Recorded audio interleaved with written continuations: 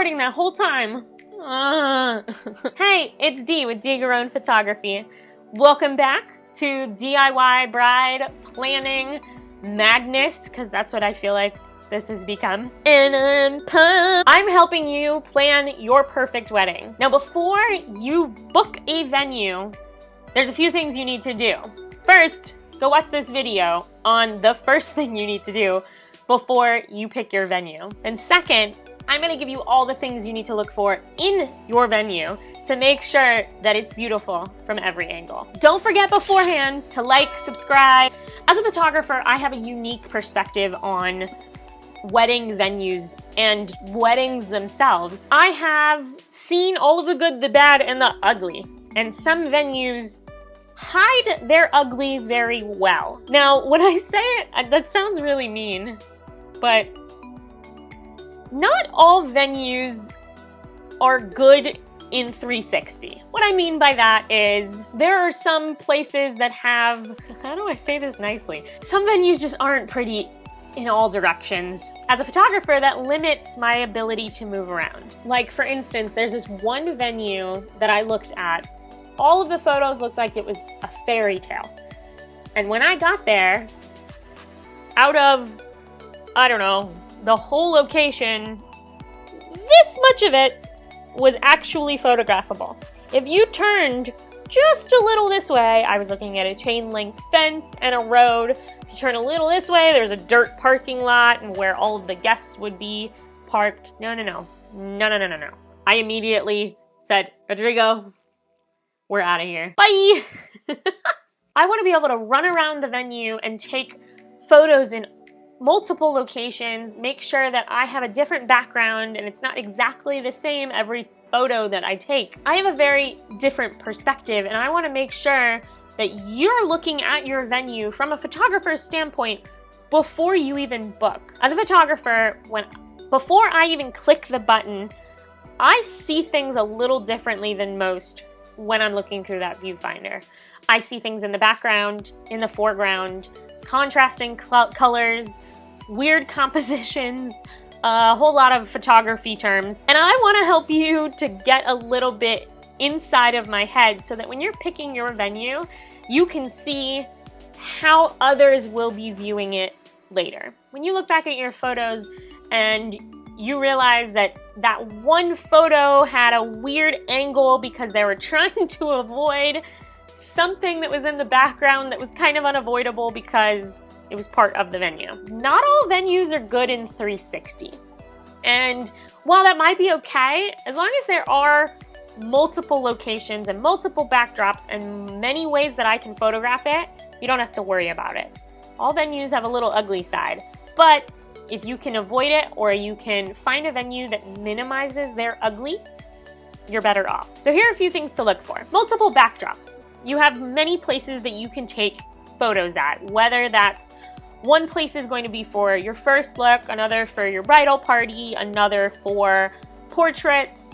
Do you have multiple places that you can take photos and it doesn't look like you're all standing in front of the one wall for the entire wedding? It may be something that you have to consciously look for, because if you spend the day in one location, you don't want to have all of the photos looking like they're coming from the same spot. Another thing to look for is a spot to get away. Is there a private room or a private location or a nook that can be set up for just you and your newlywed? I make it mandatory after the ceremony, just before the reception, as everyone's piling in to go take their seats. I tell the bride and groom, go to your little hiding spot where there's going to be drinks and hors d'oeuvres. Go have some alone time and make sure that you can breathe easy before the rest of your party starts. Does the venue have a bridal suite? Even better, a groomsmen den? I made that up. That would be that's a cool name though. But a bridal suite will give you the place to get ready or touch up after, fix your hair a little bit. If it has a bridal suite, that's a plus. It could also double as your spot to get away later. In the venue, does it have something unique, sets it apart from the rest? Is there something that's going to work with your theme? If your dream is travel, can you get married in an airplane hangar and have airplane? Is there your favorite flower in bloom at the time that you will be getting married? Is there a really epic graffiti wall that we're gonna take photos at that you know is gonna be in everyone's photos after that day? Is the venue hiding anything in terms of fees or extra security that you need to make sure that you're taking care of on your own?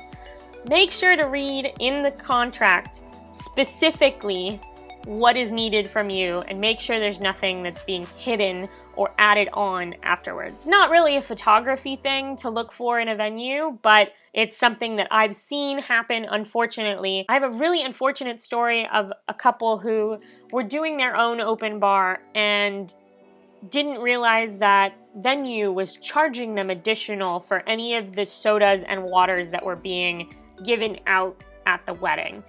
They had brought their own, but in their contract it said that they were not allowed to provide anything other than the alcohol for the open bar. Everything else was going to be at a cost to them. It kind of stopped the reception in the middle, and I wouldn't want that to happen to you. What's your proximity to accommodations and civilization? I'm not gonna lie, before booking the venue that I am going to get married at for my wedding, before booking the venue for our wedding, I fell in love with this amazing barn that had everything that I could have ever dreamed of for the wedding.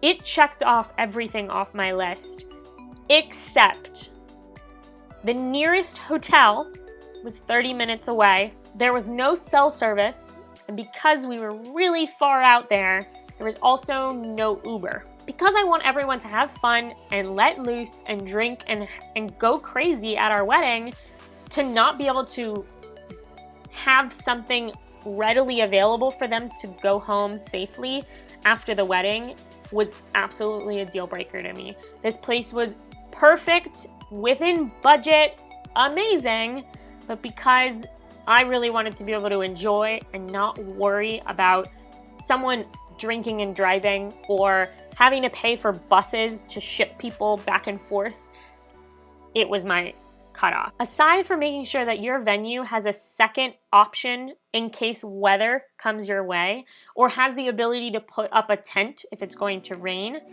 make sure that you're also thinking about the sunset. When you're making your timeline, you're thinking about the sunset, but most don't think about it when they're picking the venue. The sunset, while beautiful and absolutely makes for some gorgeous photos, is not something that you want to be directly behind you as you're getting married. Reason being, you don't want all of your guests doing this. See the kiss? I can't see. You see the kiss? What's going on? You want to make sure that everyone can enjoy the ceremony.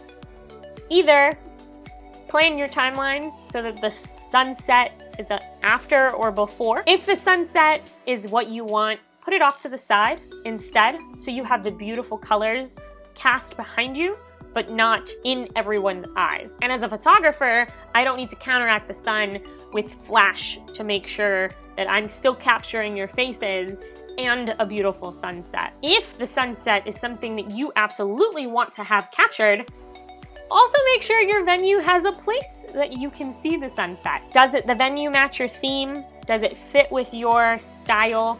Or will your venue dictate your colors? Our venue is luscious greens and is outdoors.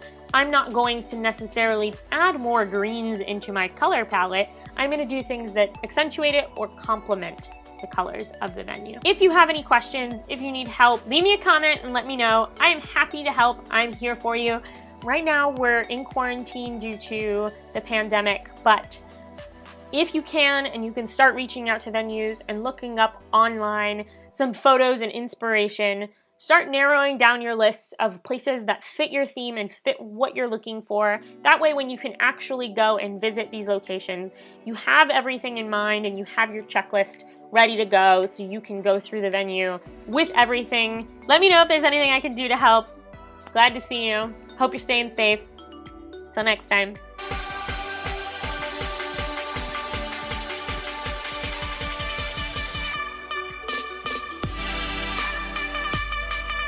I'm sitting in quarantine.